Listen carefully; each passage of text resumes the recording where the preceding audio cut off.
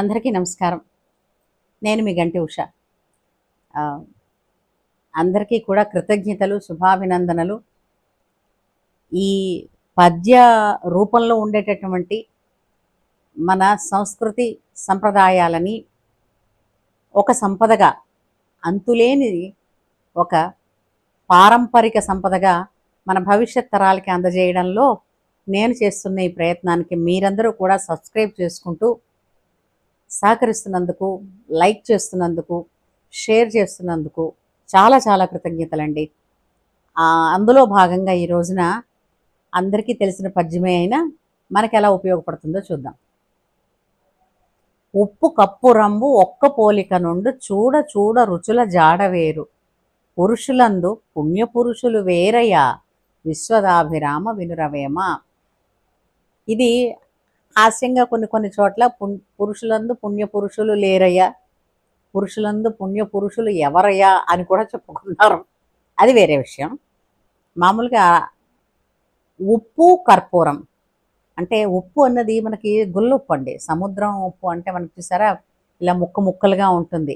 అవన్నీ different shades, దాన్ని ఏమిటంటారు, సైజుల్లో ఉంటాయి.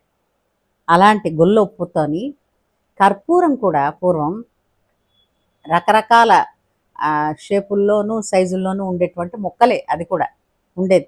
ఇప్పుడు చిప్స్ రూపంలోనూ గుండ్రంగాను ఇలా చేస్తున్నారంటే ఇది వీరు చేస్తున్నది. కానీ ఒకప్పుడు ఏంటంటే ఎప్పుడు అలాగే ఉండేది. మనకి పచ్చకర్పూరం తీసుకొస్తే అలాగే రకరకాల సైజుల్లో ఉంటాయన్నమాట ఆ ముక్కలు.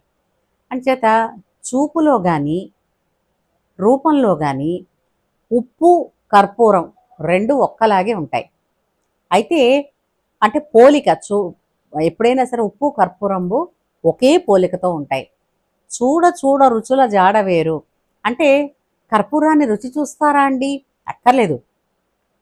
ఆ రెండు వస్తువులని దూరం నుంచి చూసినప్పుడు మీకు ఒకేలా ఉన్నప్పటికీ దగ్గరికి వెళ్ళగానే కర్పూరం అన్నది వాసన తెలుస్తుంది కాబట్టి అది కర్పూరం అని తెలిసిపోతుంది.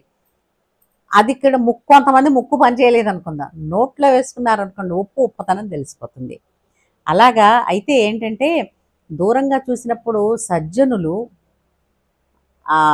అదేమిటిది కుజనులు ఒకేలా ఉన్నప్పటికీ కూడా చూడగా వారితో పరిచయం అవుతూ ఉండగా మాట్లాడుతుండగా తెలిసిపోతుంది ఎవరు సజ్జనులో ఎవరు కారో. ఇక్కడ సజ్జనులు అని అంటే ఏంటంటే ఎవరు మనలో ఉండేటటువంటి బలహీనతలు కావచ్చు, మన అభిప్రాయాలని కావచ్చు ఉపయోగించుకుంటున్నారో వాళ్ళకు అనుగుణంగా వాళ్ళు